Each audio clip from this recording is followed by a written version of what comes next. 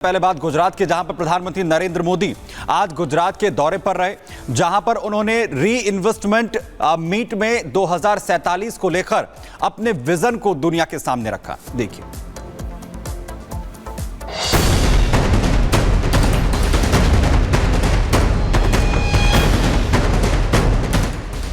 गांधीनगर से पीएम मोदी ने दी गारंटी, हमारा थर्ड टर्म उसके गरिमापूर्ण जीवन जीने की गारंटी बनेगा। सामने रखा विदेशी निवेश का मोदी मंत्र। 140 करोड़ भारतीय भारत को तेजी से टॉप 3 इकोनॉमीज में पहुंचाने का संकल्प लेकर काम कर रहे हैं। मोदी 3.0 में अर्थव्यवस्था को लगेंगे पंख।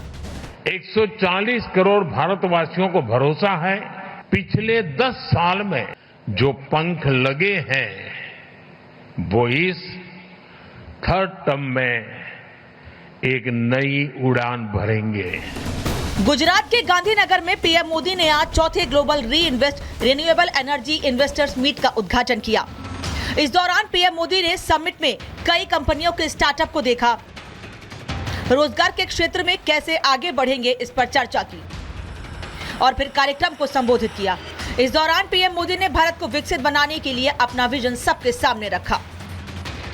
आज का ये इवेंट आइसोलेटेड इवेंट नहीं है, एक बड़े विजन, एक बड़े मिशन का हिस्सा है। ये 2047 तक भारत को डेवलप्ड नेशन बनाने के हमारे एक्शन प्लान का हिस्सा है। इतना ही नहीं, पीएम ने विकसित भारत का खाका खींचते हुए बताया कि पिछले 100 दिनों में 12 नए औद्योगिक शहर बनाने का निर्णय लिया गया है। 8 हाई स्पीड रोड कॉरिडोर परियोजनाओं को मंजूरी दी गई है। 15 से ज्यादा नई made in India semi high speed Vande Bharat ट्रेनें लॉन्च की गई हैं। अनुसंधान को बढ़ावा देने के लिए 1 ट्रिलियन रुपए का अनुसंधान कोष। इतना ही नहीं, पीएम ने बताया कि सरकार का उद्देश्य उच्च प्रदर्शन वाले बायो मैन्युफैक्चरिंग को बढ़ावा देना है। इसके लिए बायो E3 नीति को मंजूरी दी गई है। इसके साथ ही भारत 31,000 मेगावाट जल विद्युत उत्पादन पर काम कर रहा है और इसके लिए 12,000 करोड़ रुपए से ज्यादा की मंजूरी दी गई है। हमारे लिए ग्रीन फ्यूचर, नेट जीरो, ये कोई फैंसी वर्ड्स नहीं है, ये भारत की जरूरत है, ये भारत का कमिटमेंट है। आज का भारत सिर्फ आज का नहीं बल्कि आने वाले 1000 साल का बेस तैयार कर रहा है। इसके साथ साथ पीएम मोदी ने गांधीनगर से ही अयोध्या को लेकर नया संकल्प भी सामने रखा। पूरा अयोध्या मॉडल सोलर सिटी बनाने का लक्ष्य लेकर चल रहा है। अयोध्या में बड़ी संख्या में सोलर स्ट्रीट लाइट्स, सोलर चौराहे, solar boards, solar water ATM और सोलर बिल्डिंग देखी जा सकती है। आपको बता दें कि इसी महीने की शुरुआत में ग्लोबल फिनटेक फेस्ट का आयोजन हुआ था, जिसके बाद फर्स्ट सोलर इंटरनेशनल फेस्टिवल और फिर ग्लोबल सेमीकंडक्टर समिट में दुनिया के कोने कोने से लोग आए। और आज गांधीनगर में ग्रीन एनर्जी को लेकर हुए इन्वेस्टर्स मीट से पीएम साफ कर चुके हैं कि ये 21वीं सदी का सर्वश्रेष्ठ दांव है। Bureau report, Republic Bharat. और अब बात करते हैं जम्मू कश्मीर विधानसभा चुनाव की।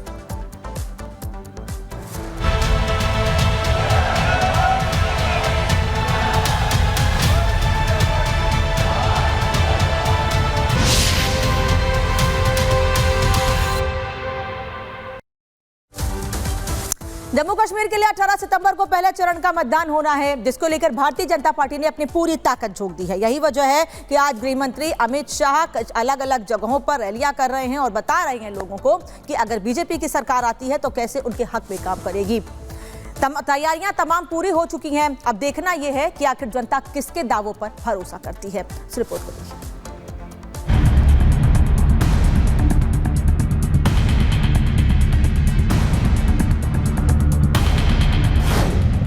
जम्मू कश्मीर में अमित शाह की हुंकार, भूमि पर आतंकवाद को पसार, कांग्रेस नेशनल कॉन्फ्रेंस पर जमकर बरसे,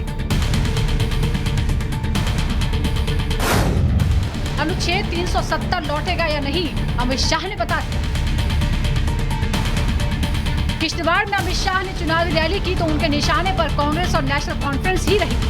अमित शाह ने आरोप लगाया कि ये लोग जम्मू कश्मीर में आतंकवाद को वापस लाना चाहते हैं, लेकिन ऐसा नहीं होगा और अनुच्छेद 370 जम्मू कश्मीर में अब कभी नहीं लौटेगा। एनसी और कांग्रेस कहती है कि अगर हमारी सरकार बनी तो हम धारा 370 को वापस लाएंगे। ना फारूक अब्दुल्ला की सरकार बन रही है, ना राहुल बाबा की सरकार बन रही है। मोदी जी ने धारा 370 जो हटाई वो अब इतिहास का पन्ना हो गई है। अमित शाह सिर्फ यही नहीं रुके, उन्होंने किश्तवाड़ से आतंकियों को भी सीधी चेतावनी दी। अमित शाह ने कहा कि अगर जनता ने उनके हाथ मजबूत किए तो बीजेपी आतंकवाद को जमीन में इतने फीट नीचे अंदर दफन कर देगी कि आतंकवाद फिर कभी पनप नहीं पाएगा। इस क्षेत्र के शहीद सभी भाइयों को याद कर कर आपके बीच में वादा कर कर जाता हूं, आतंकवाद को इतना नीचे दफन करेंगे कि कभी बाहर ना। दरअसल जम्मू कश्मीर में 90 विधानसभा सीटें हैं जिन पर चुनाव होना है। पहले चरण की वोटिंग 18 सितंबर को होनी है और चुनाव प्रचार के आखिरी दिन बीजेपी ने पूरा जोर लगा दिया। एक तरफ जहां अमित शाह ने चुनावी रैली करके बीजेपी प्रत्याशी के लिए वोट मांगे, तो वहीं जम्मू कश्मीर के लिए पार्टी का एजेंडा भी तय कर दिया। Bureau report, Republic Bharat. वहीं त्योहारी सीजन में उत्तर प्रदेश के अंदर सुरक्षा व्यवस्था को लेकर सीएम योगी आदित्यनाथ पूरी तरीके से सख्त हैं। सुरक्षा व्यवस्था को लेकर एक खास बैठक जो है वो पुलिस के अधिकारियों के साथ, प्रशासनिक अधिकारियों के साथ मुख्यमंत्री योगी आदित्यनाथ ने की और साथ ही 24 घंटे अलर्ट मोड में रहने के निर्देश दिए गए हैं। देखिए।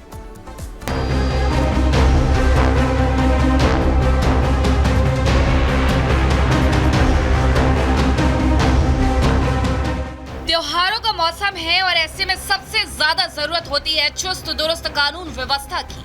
यूपी में जिसकी कमान खुद सीएम योगी आदित्यनाथ ने संभाल रखी है। सीएम योगी ने त्योहारों को लेकर अधिकारियों के साथ समीक्षा बैठक की। 12 वफात, अनंत चतुर्दशी, पितृपक्ष और विजयादशमी समेत सभी त्योहारों पर कानून व्यवस्था और सांप्रदायिक सौहार्द बना रहे, इसके लिए अधिकारियों को जरूरी दिशा निर्देश दिए गए। हमें किसी भी ऐसे व्यक्ति के बहकावे में नहीं आना है जिससे हमारा राष्ट्र धर्म खतरे में आए। और बहनों और भाइयों, मैं आपको इस बात के लिए आश्वस्त करता हूं कि कोई माय के लाल बाल बांका नहीं कर सकता है। सुरक्षा की इतनी पुख्ता व्यवस्था हमने की है यूपी के अंदर। सीएम योगी ने अधिकारियों को किसी भी स्थिति से निपटने के लिए तैयार रहने को कहा। सीएम योगी ने इस दौरान साफ कर दिया है कि जन शिकायतों में देरी होने पर कार्रवाई की जाएगी, साथ ही अगर झूठी रिपोर्ट लगाने पर भी कार्रवाई की जाएगी। प्रदेश की महिलाओं को भी लेकर सीएम योगी सख्त नजर आए। कहा, महिलाओं की सुरक्षा से कोई समझौता नहीं किया जाएगा। लव जिहाद और ई टीजिंग पर बड़ी कार्रवाई की जाएगी और इन मामलों में बीट सिपाही से लेकर डिप्टी एसपी तक को जवाब देना होगा।